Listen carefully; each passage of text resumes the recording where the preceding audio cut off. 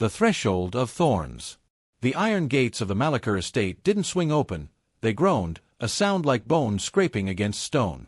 Ilara stepped through, her thin silk shawl offering no protection against the biting mountain wind. Beside her, her new husband, Julian, squeezed her hand. His love was a warm hearth, but the house looming ahead was a glacier. Waiting on the porch was Lady Marjorie. She didn't offer a hug or a blessing. She stood like a gargoyle carved from spite, her eyes scanning Ilara's modest dress with cold disdain. Marjorie had ruled this house alone since her husband's passing, and she viewed Ilara not as a daughter, but as a thief coming to steal her son's devotion and the family's dwindling silver. "The girl is scrawny, Julian," Marjorie's voice carried the edge of a rusted blade. "She looks like she'll break under a day's labor. I hope you didn't marry her for her strength." "I married her for her heart, mother," Julian replied, his voice firm but weary. He didn't see the flicker of darkness in Marjorie's eyes, the silent vow that if the heart was what he loved, she would be the one to stop it beating. As the sun dipped below the jagged horizon, Ilara felt a chill that had nothing to do with the weather.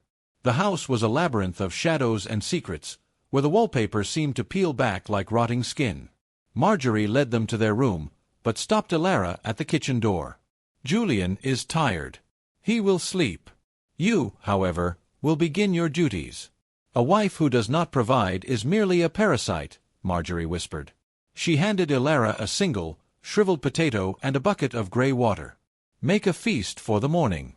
If the pot is empty when the sun rises, you will find yourself sleeping in the stables." Ilara looked at the pathetic offering, her stomach growling. She had left her home for love, but as the heavy kitchen door locked from the outside, she realized she had walked into a cage. The darkness of the kitchen felt alive, pressing against her skin. She wasn't just hungry, she was hunted. The dust of the hearth. The kitchen was a tomb of soot and grease. For hours, Ilara scrubbed at stones that seemed to bleed black ink. Lady Marjorie's instructions were impossible. One could not make a feast from a rotten root and stagnant water. Every time Ilara's eyes drifted shut, a sharp rap on the door from Marjorie's cane jolted her awake. "Idle hands are the devil's playthings, girl," the old woman cackled through the wood. By midnight, Ilara's fingers were raw and bleeding. She wept silently, the tears falling into the ash of the cold fireplace. She felt the weight of the house, the decades of bitterness that Marjorie had poured into these walls. It was then, while reaching into the deepest, darkest corner of the pantry to find a stray coal, that her hand brushed against something cold. Metallic. Different. She pulled it out. It was a heavy brass pot, coated in a layer of dust so thick it looked like fur. It was unlike the other thin, dented cookware. This pot was etched with strange, swirling patterns that seemed to move if she looked at them sideways. It felt unnaturally heavy, as if it held more than just air. "What are you?" she whispered, wiping a smudge of dirt from the rim. As her skin touched the metal, a low hum vibrated through her arms. It wasn't a sound, but a feeling, a pulse. The air in the kitchen grew thick and sweet, smelling of rosemary and roasted meat, though the stove was cold. Ilara gasped and pulled back, but the pot didn't fall. It sat there, glowing with a faint amber light that pushed back the oppressive shadows of Marjorie's kitchen. Suddenly, a voice, deep and resonant like a cello played in a cavern, echoed in her mind. "A hungry heart calls, and the iron answers. What do you hunger for, little bird? Sustenance, or justice?" Ilara's breath hitched. The pot wasn't just an object, it was an entity. And in the silence of the Malachar kitchen, the ancient thing began to hunger for more than just ingredients. The first taste of magic. Ilara recoiled, her back hitting the cold stone wall. The pot remained on the floor, its amber glow pulsing like a heartbeat. She expected to feel terror, but instead, a strange warmth spread through her chest. The voice hadn't been cruel, it had been curious. I only want to survive," Ilara whispered, her voice trembling. "My husband's mother, she wants to break me. I have nothing to cook." The pot's surface shimmered. The etchings of vines and thorns seemed to grow, wrapping around the base. "The crone feeds on spite," the voice vibrated. "But you, child of salt and tears, shall feed on grace. Put the water in. Put the rot in. Give me what is worthless, and I shall give you what is golden." With shaking hands, Elara poured the gray water and the shriveled potato into the brass belly of the pot. As soon as the lid was placed on top, the kitchen was filled with the sound of a roaring fire, though the hearth remained dark. The smell of rich, savory beef stew began to waft through the cracks in the door, a smell so divine it made Elara's head spin. She lifted the lid cautiously. The gray water was gone. In its place was a thick, steaming broth filled with tender meat, vibrant carrots, and herbs she didn't recognize. It was a miracle born of metal. She ate. Every spoonful felt like life pouring back into her veins. Her bruises stopped aching, her spirit felt armored. But as she finished, she heard the heavy footsteps of Marjorie approaching. The glow of the pot vanished instantly, returning to its dull, dusty state. The door creaked open. Marjorie stepped in, her nose twitching like a rat's. "What is that smell? Did you steal from my private larder, girl?" "No, mother," Elara said softly, standing tall. "I simply made use of what was here." Marjorie lunged for the pot, her eyes wide with greed. She grabbed a spoon and shoveled a large piece of meat into her mouth. But as she swallowed, her face contorted. She spat it out, coughing and gagging. To her, the stew tasted like wet ash and bitter gall. "Vile!" Marjorie screamed, her face turning a sickly purple. "You've poisoned it! You've served me filth!" The pot sat silent, but Elara could swear she felt it laughing. The bitter harvest. Marjorie spent the night clutching her stomach, the taste of charred bone and bile lingering on her tongue. Every time she closed her eyes, she saw the glow of that brass pot through the kitchen's keyhole. She knew Elara was hiding something. No peasant girl could turn a rotten potato into a scent that made the very stones of the house weep with hunger. The next morning, Julian sat at the breakfast table, his face brightening as Elara set a bowl of porridge before him. It was thick, drizzled with honey that seemed to shimmer like liquid sun. "This is incredible, Elara," Julian whispered, taking a deep spoonful. "Where did we get such cream? Such honey?" "The house provides, Julian," Elara said, her eyes casting a wary glance toward the doorway. Marjorie lurched into the room, her hair disheveled, her eyes bloodshot. She snatched the bowl from Julian's hands and took a massive gulp. She expected the sweetness Julian described. Instead, her mouth filled with the flavor of stagnant swamp water and rusted nails. She shrieked, shattering the porcelain bowl against the hearth. "She is a witch!" Marjorie howled, pointing a trembling, bony finger at Elara. "She feeds you illusions and feeds me poison." "Mother, stop!" Julian stood, his voice cracking with frustration. "It was delicious. You are unwell. Perhaps the bitterness is in your own mind." Marjorie recoiled as if slapped. To have her son defend this outsider was a wound deeper than any physical pain. She retreated to the shadows of the hallway, her mind churning. She didn't want the food anymore. She wanted the power. She wanted the vessel that could distinguish between a mother's love and a wife's devotion. The watcher in the dark. For 3 days, Marjorie played the role of the frail, repentant mother. She stayed in her room, feigning a fever, while Elara flourished. The young bride's skin grew radiant, her strength returning twofold. The kitchen, once a place of dread, had become Elara's sanctuary. But Marjorie was not sleeping. She had bored a tiny hole through the floorboards of her bedroom, directly above the kitchen stove. Late that night, she watched. She saw Elara pull the dusty brass pot from its hiding spot beneath the floorboards. She watched as Elara whispered to the metal, her fingers tracing the ancient etchings. "The winter is coming, great heart," Elara murmured. "Help me keep Julian warm. Help me endure." The pot began to hum, a low, rhythmic vibration that shook the very joists of the house. Marjorie pressed her ear to the floor. "The hawk watches from above," the pot's voice echoed, vibrating through the wood and into Marjorie's skull. "She seeks the gold but fears the fire.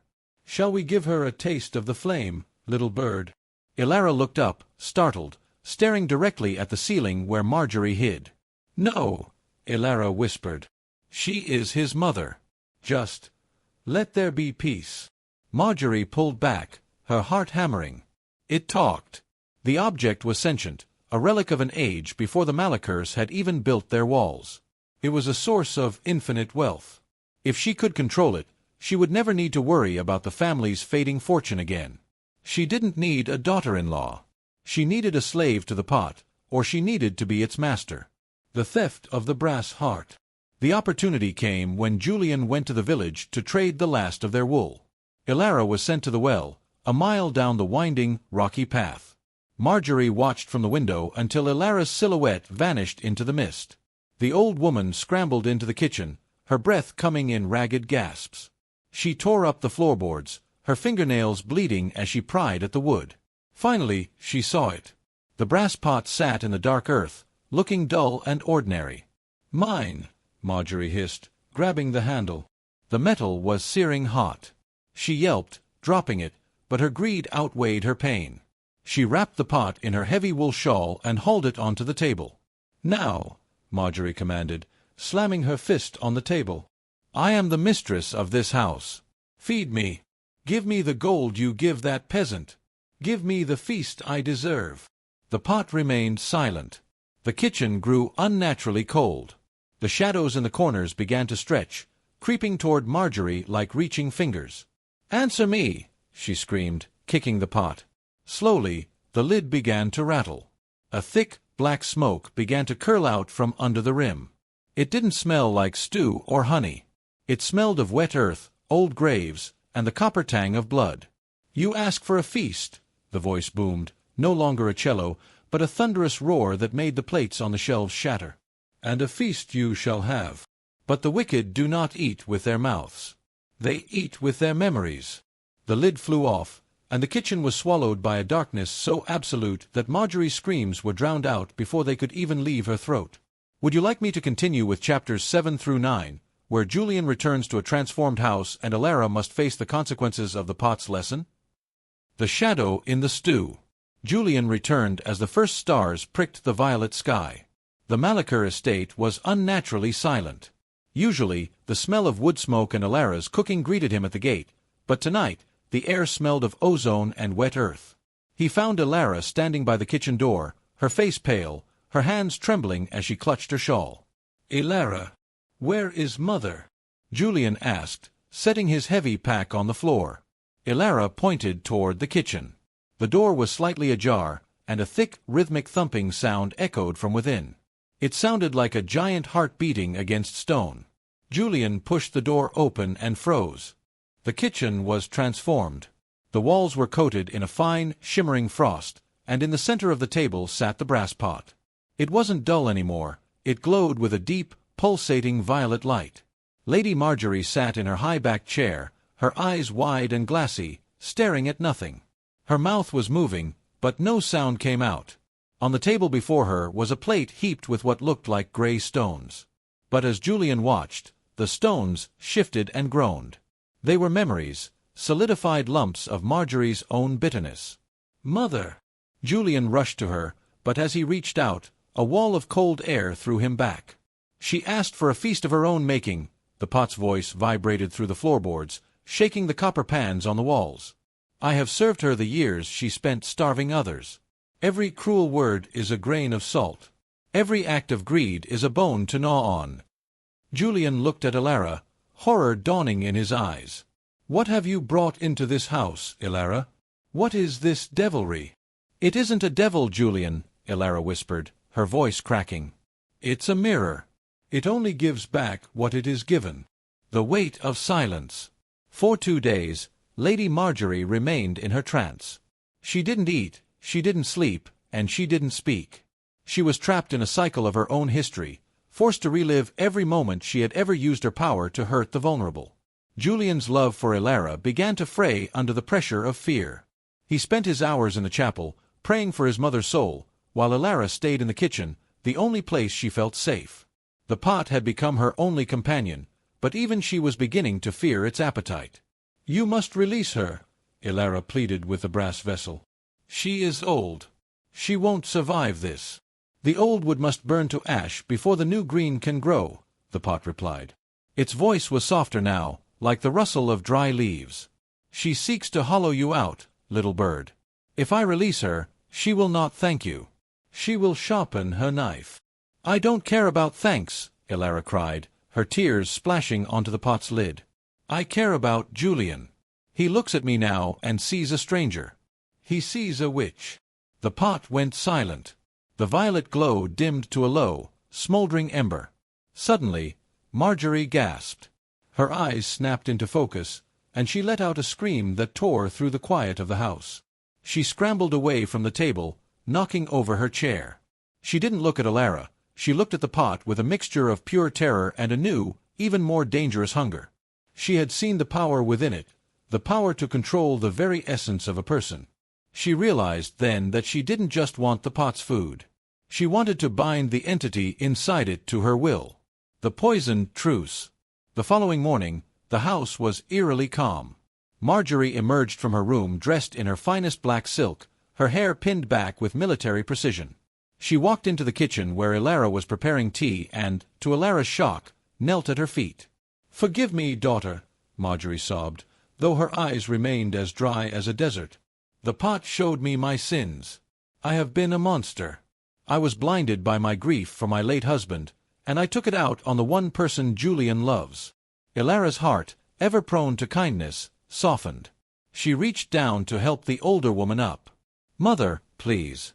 We can start over. The pot is a gift, not a curse." "Yes," Marjorie whispered, her face hidden as she rose. "A gift." She turned to Julian, who had just entered the room, and embraced him.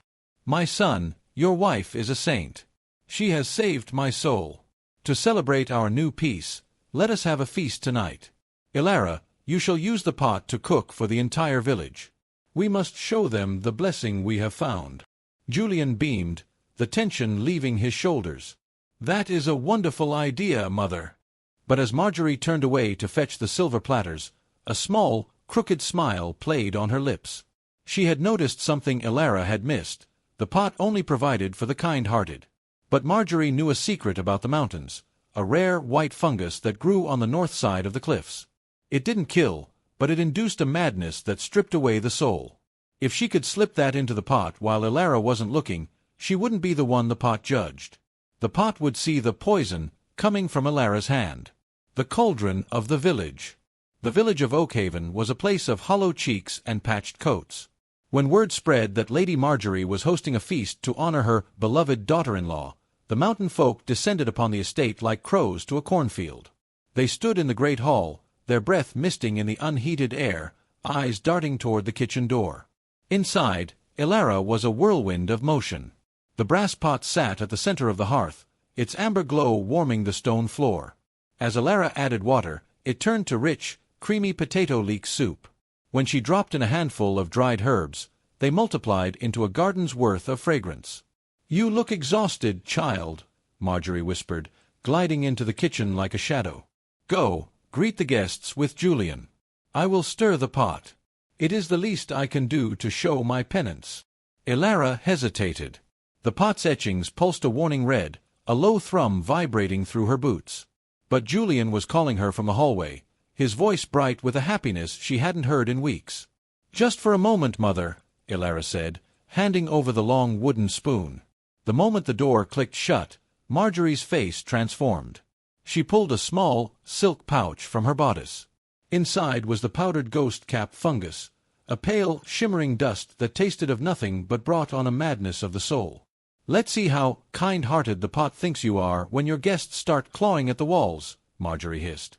She dumped the entire contents into the swirling soup.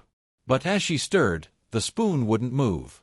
The soup grew thick, like cooling wax. The pot didn't glow amber anymore. It turned a bruised, sickly purple. The feast of folly. The soup was served in heavy pewter bowls. The villagers ate with a desperate hunger, praising Alara's name with every swallow. Julian sat at the head of the table, his pride for his wife shining in his eyes. "To Alara," he toasted, raising a cup of cider. "The heart of this house." But as the villagers drank, the room began to tilt. The ghost cap was supposed to cause hallucinations, but the pot had filtered the poison through its own ancient logic. Instead of seeing monsters, the villagers began to see each other's secrets. The baker looked at the blacksmith and saw the silver the man had stolen 3 years ago. The seamstress looked at her sister and saw the resentment hidden behind a decade of smiles. The room, once filled with the clinking of spoons, became a tinderbox of whispers and snarled accusations. "You cheated me," someone screamed. "You coveted my land," another roared. Elara stood, her heart hammering. "What is happening? Julian, something is wrong." Marjorie sat in the corner, a smirk playing on her lips. She waited for the villagers to turn on Elara, to blame the witch for the chaos. But the pot had one more trick. The steam rising from the bowls didn't dissipate, it coalesced into a thick, grey fog that filled the hall. In the center of the fog, a giant, spectral image of the kitchen appeared. The villagers fell silent as they saw the projection of Marjorie pouring the white powder into the pot. The silence that followed was heavier than any scream. The reckoning of the hearth. The villagers didn't move toward Elara. They turned their cold, hollow stares toward Lady Marjorie. The ghost cap had stripped away their inhibitions, and now, fueled by the pot's magic, their collective anger focused on the woman who had tried to poison their only source of hope. "It was an accident," Marjorie shrieked, backing away toward the fireplace. "I was trying to enhance the flavor." "The flavor of malice is always the same," the pot's voice boomed, echoing not just in the kitchen, but through the very rafters of the great hall. The brass pot suddenly slid across the floor, propelled by an unseen force, stopping at Marjorie's feet. The lid flew off, and instead of soup, a swarm of black, shadowy moths erupted from its belly. They weren't insects, they were the bitter lessons the pot had promised. They swirled around Marjorie, nipping at her skin, each bite forcing her to feel the hunger she had inflicted on Elara. "Julian! Help me!" she cried. Julian moved forward, but Elara caught his arm. "Don't, Julian. If you step into that circle, the pot will judge you too. Look at her." Marjorie was shrinking. Not physically, but her spirit seemed to wither. The moths were eating the layers of her arrogance, leaving behind a frail, terrified old woman who had nothing left but her spite. The villagers, snapped out of their trance by the sheer terror of the display, fled into the night. Julian, Elara, and the broken Lady Marjorie were left alone in the wreckage of the feast. The pot settled, its glow fading to a soft, mournful blue. "The house is quiet," it whispered. "But the foundations are cracked. What will you build on the ruins, little / the frost of the soul?" The morning after the disastrous feast, the Malachar estate did not wake to the sun. A localized, unnatural winter had settled over the grounds. While the village of Oakhaven saw clear skies, the manor was encased in a dome of swirling frost. Ice climbed the tapestries like frozen ivy, and the breath of the inhabitants came out in thick, ghostly plumes. Lady Marjorie lay in her bed, her skin the color of parchment. The bitter lesson of the moths had left her physically unharmed but spiritually hollowed. She couldn't speak. Her voice had been swallowed by the pot. Every time she tried to form a word of malice, she coughed up a handful of dry, gray ash. Julian gripped the back of a chair until his knuckles turned white. "The pot is a parasite, Mother. It fed us, yes, but it has eaten Elara's light. I want it gone. I want to cast it into the deepest ravine in the mountains." But as Julian stepped toward the kitchen, the brass pot let out a low, mournful chime. It didn't want to leave. It had tasted something more delicious than spite or hunger. It had tasted a pure sacrifice. And like any predator that has tasted a delicacy, it wanted more. The echo in the metal. Elara was drawn to the kitchen in the middle of the night. The emptiness in her chest was a physical ache, a vacuum that demanded to be filled. She knelt before the brass pot, her fingers tracing the swirling patterns that now looked like weeping eyes. "Give it back," she whispered into the dark. "Give me the face of my mother. I don't know who I am when I wake up. I am a stranger in my husband's arms." The pot didn't glow amber or purple. It turned a deep, obsidian black. "A bargain struck in salt cannot be undone with sugar, little bird," the voice crawled into her mind, colder than the winter that had just passed. "The memory is digested. It is part of the iron now. But there is a way to fill the hole." Elara leaned closer, her breath fogging the metal. "How?" "There are other memories in this house. Bitter ones. Dark ones. Memories of blood and betrayal that Lady Marjorie keeps locked in the cellar of her heart. If you feed those to me, I can weave you a new past. I can make you a queen of this mountain, with a history of power instead of poverty." "I don't want power," Elara cried. "I want my mother." "Your mother is dust," the pot hissed. But Marjorie's sins are heavy. Feed them to me, and you will feel full again. You will feel the weight of this house. You will finally belong. The kitchen door creaked. Marjorie stood there, wrapped in a shawl, having heard every word. For the first time, the predator and the prey looked at each other with understanding. Marjorie knew the weight of the sins the pot wanted. She had carried them like stones for 40 years. The exchange of shadows. Take them, Marjorie said, her voice steady for the first time in weeks. She walked to the hearth and knelt beside Ilara. Take every scream I silenced. Take the way I cheated my brothers for this land. Take the way I watched my husband die and felt only relief because the keys to the manor were finally mine. Ilara looked at her in horror. Mother, no. That will destroy you. I am already destroyed, Ilara, Marjorie said, a sad, genuine smile touching her lips. I spent my life trying to starve you so I could feel full. Now, let me be the one to fill the void I created. Marjorie placed her hands on the rim of the pot. The obsidian light flared, turning the kitchen into a vortex of shadows. A torrent of gray, murky smoke began to pour from Marjorie's ears and mouth, flowing directly into the brass belly. Marjorie's face contorted in agony. She was losing the only things that had defined her, her bitterness, her secrets, her control. As the pot drank, Ilara felt a surge of energy. But it wasn't the warmth of her mother. It was a cold, sharp intelligence. She began to remember things she hadn't lived, the taste of expensive wine, the feeling of silk, the thrill of commanding a servant. She was becoming Marjorie. The pot was not just a provider, it was a weaver. It was sewing the mother-in-law's darkness into the daughter-in-law's light, creating a new, terrifying creature. Stop! Julian's voice thundered. He stood in the doorway, a heavy iron sledgehammer in his hands.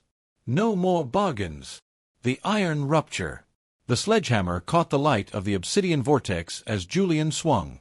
He wasn't aiming for the women. He was aiming for the heart of the haunting. The head of the hammer connected with the brass pot with a sound like a cathedral bell cracking in a storm. Julian gripped the back of a chair until his knuckles turned white. The pot is a parasite, Mother. It fed us, yes, but it has eaten Ilara's light. I want it gone. I want to cast it into the deepest ravine in the mountains. But as Julian stepped toward the kitchen, the brass pot let out a low, mournful chime.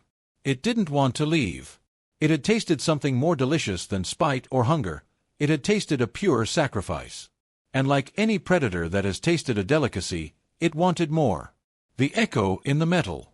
Ilara was drawn to the kitchen in the middle of the night. The emptiness in her chest was a physical ache, a vacuum that demanded to be filled. She knelt before the brass pot, her fingers tracing the swirling patterns that now looked like weeping eyes. "Give it back," she whispered into the dark. "Give me the face of my mother. I don't know who I am when I wake up. I am a stranger in my husband's arms." The pot didn't glow amber or purple. It turned a deep, obsidian black.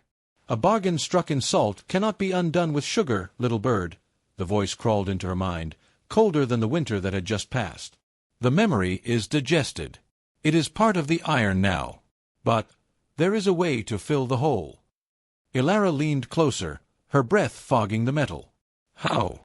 "There are other memories in this house. Bitter ones. Dark ones. Memories of blood and betrayal that Lady Marjorie keeps locked in the cellar of her heart. If you feed those to me, I can weave you a new past. I can make you a queen of this mountain, with a history of power instead of poverty." "I don't want power," Ilara cried. "I want my mother." "Your mother is dust," the pot hissed. "But Marjorie's sins are heavy. Feed them to me, and you will feel full again. You will feel the weight of this house. You will finally belong." The kitchen door creaked. Marjorie stood there, wrapped in a shawl, having heard every word. For the first time, the predator and the prey looked at each other with understanding. Marjorie knew the weight of the sins the pot wanted. She had carried them like stones for 40 years. The exchange of shadows. "Take them," Marjorie said, her voice steady for the first time in weeks. She walked to the hearth and knelt beside Ilara. "Take every scream I silenced. Take the way I cheated my brothers for this land. Take the way I watched my husband die and felt only relief because the keys to the manor were finally mine." Elara looked at her in horror.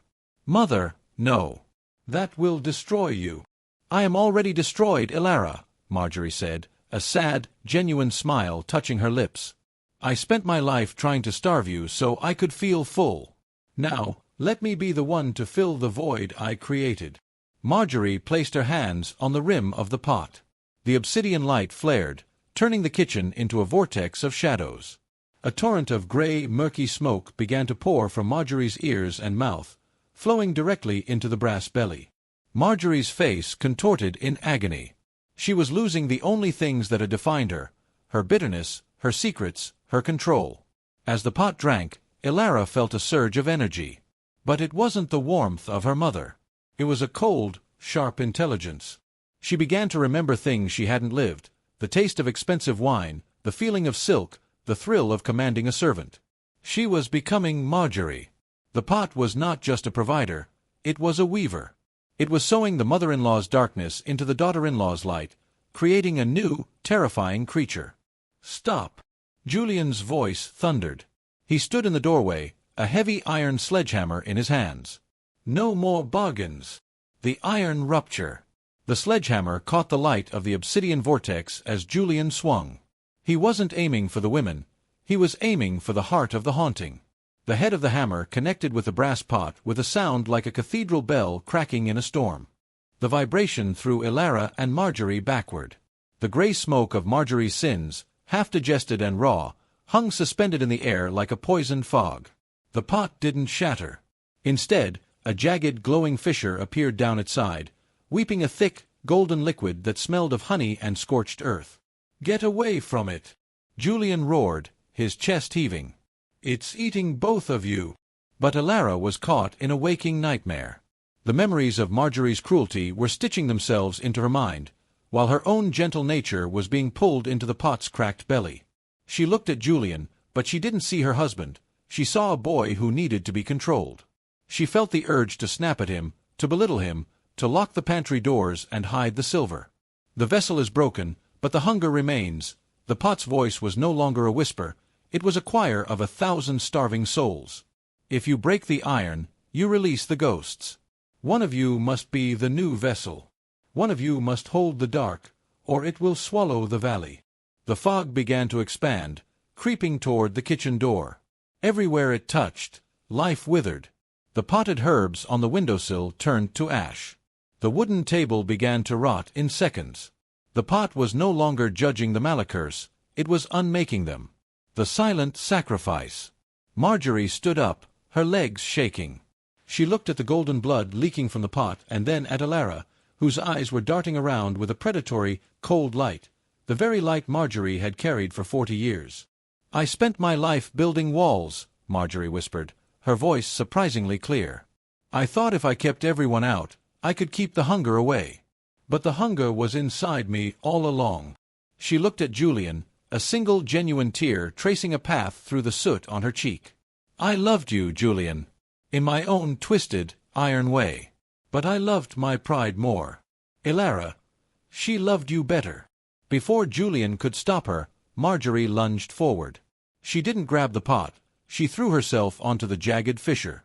She pressed her chest against the glowing crack, her hands gripping the searing brass handles. The pot let out a scream that shook the foundation of the manor. The gray fog was sucked back in, drawn into Marjorie as she acted as a human cork for the ancient malice. The golden liquid began to coat her, hardening like amber, turning her into a living statue of penance. "Mother! No!" Julian cried, reaching for her. "Don't touch her!" Elara screamed, her own mind suddenly clearing as the flow of dark memories snapped. "She's taking it back! She's taking it all back!" Marjorie's eyes met Elara's one last time. There was no spite left. There was only a plea, "Be better than I was." With a final metallic thud, the pot and Marjorie became one, a silent, brass-clad figure frozen in the act of giving. The Garden of Remembrance. The silence that followed was absolute. The brass pot was gone, fused into the base of the statue that was once Lady Marjorie. The unnatural cold vanished, replaced by the gentle warmth of a mountain spring that seemed to arrive months early. Julian and Elara moved the statue to the center of the overgrown garden. They didn't bury it. They planted white roses around the base, flowers that bloomed with a scent so sweet it could be smelled in the village below. Elara never got her mother's memories back. That part of her was gone, a permanent scar of the bargain she had made. But in the emptiness, something new grew. She and Julian rebuilt the estate, not as a fortress, but as a sanctuary. The heavy iron gates were taken down and melted into gardening tools. One evening, a year later, Elara sat by the hearth with her young daughter. They were eating a simple stew made in a plain, cast-iron pot. There were no whispers in the metal, no magic in the steam. Just the smell of home. "Is the story true, Mama?" the girl asked, looking at the statue in the garden through the window. "About the pot that talked?" Elara looked at her hands, which no longer shook. She looked at Julian, who was reading by the fire, his face finally at peace. She realized that the bitter lessons hadn't been a curse, but a brutal pruning. "The pot didn't give us anything we didn't already have, little bird," Elara said softly. "It just showed us what happens when we try to fill our hearts with anything other than love. Now, eat your supper. It's seasoned with nothing but salt and kindness." Outside, the wind brushed against the brass statue. For a brief moment, a low, melodic hum echoed through the roses, not a threat, but a lullaby for a house that had finally learned how to be full.